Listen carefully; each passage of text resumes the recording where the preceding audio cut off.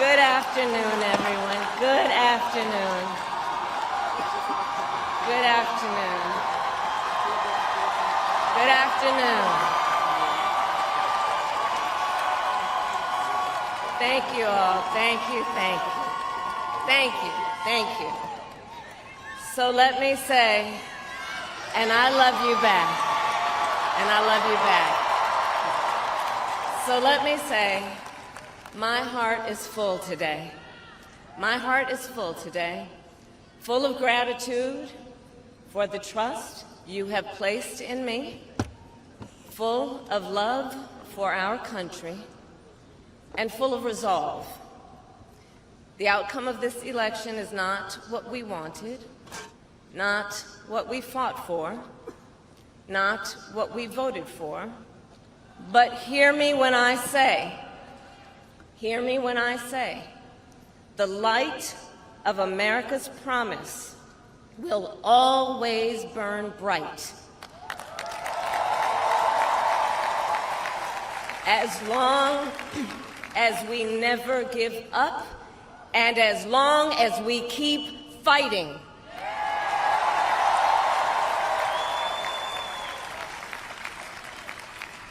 To my beloved Doug and our family, I love you so very much. To President Biden and Dr. Biden, thank you for your faith and support.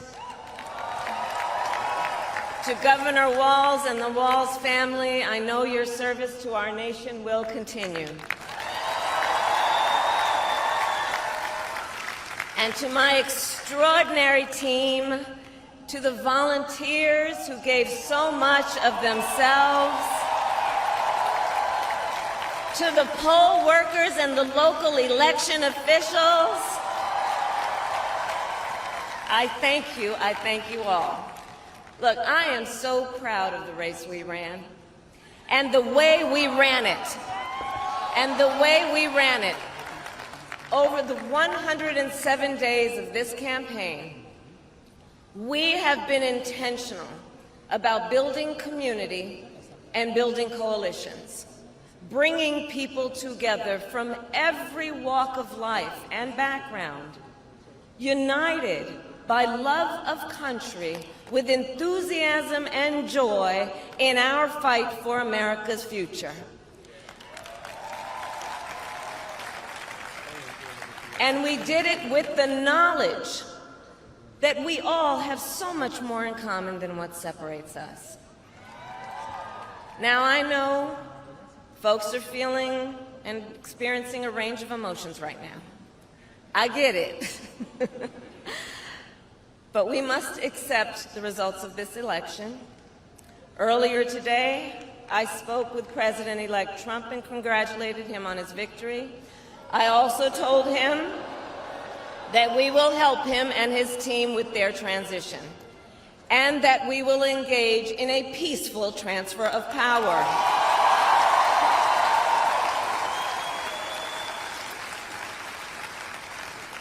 A fundamental principle of American democracy is that when we lose an election, we accept the results. That principle, as much as any other, distinguishes democracy from monarchy or tyranny, and anyone who seeks the public trust must honor it. At the same time, in our nation, we owe loyalty not to a president or a party, but to the Constitution of the United States.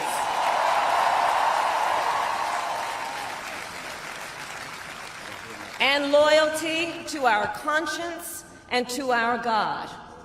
My allegiance to all three is why I am here to say, while I concede this election, I do not concede the fight that fueled this campaign.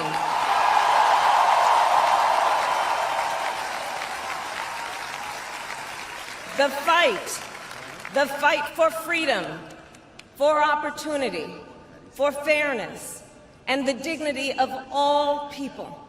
A fight for the ideals at the heart of our nation. the ideals that reflect America at our best. That is a fight I will never give up.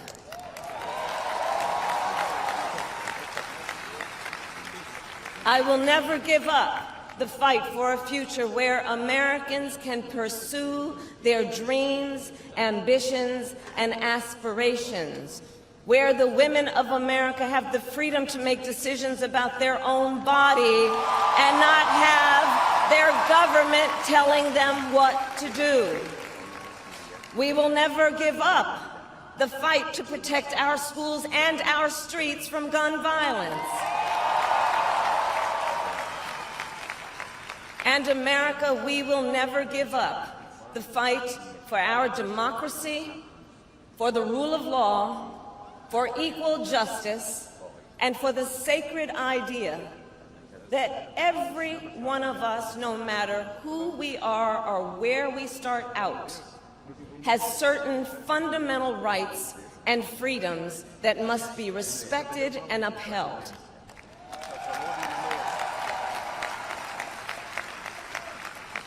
And we will continue to wage this fight in the voting booth, in the courts, and in the public square. And we will also wage it in quieter ways, in how we live our lives, by treating one another with kindness and respect, by looking in the face of a stranger and seeing a neighbor, by always using our strength to lift people up, to fight for the dignity that all people deserve. The fight for our freedom will take hard work, but like I always say, we like hard work. Hard work is good work. Hard work can be joyful work. And the fight for our country is always worth it. It is always worth it.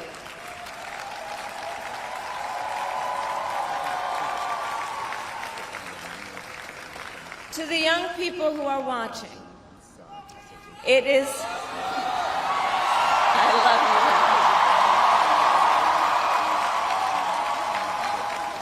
you. To the young people who are watching, it is okay to feel sad and disappointed, but please know it's going to be okay. On the campaign, I would often say, when we fight, we win. But here's the thing. Sometimes the fight takes a while. That doesn't mean we won't win. That doesn't mean we won't win. The important thing is don't ever give up. Don't ever give up. Don't ever stop trying to make the world a better place. You have power. You have power. And don't you ever listen when anyone tells you something is impossible because it has never been done before.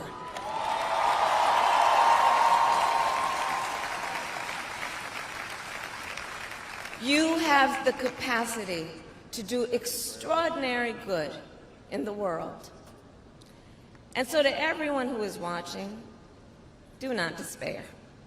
This is not a time to throw up our hands. This is a time to roll up our sleeves.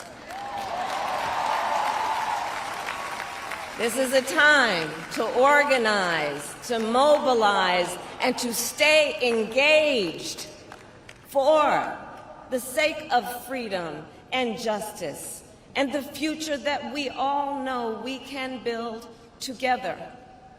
Look, many of you know I started out as a prosecutor, and throughout my career I saw people at some of the worst times in their lives, people who had suffered great harm and great pain, and yet found within themselves the strength and the courage and the resolve to take the stand, to take a stand, to fight for justice, to fight for themselves, to fight for others. So let their courage be our inspiration. Let their determination be our charge. And I'll close with this. There's an adage an historian once called a law of history, true of every society across the ages. The adage is, only when it is dark enough can you see the stars. I know many people feel like we are entering a dark time, but for the benefit of us all, I hope that is not the case. But here's the thing, America, if it is, let us fill the sky with the light of a brilliant, brilliant billion of stars. The light of optimism, of faith, of truth, and service.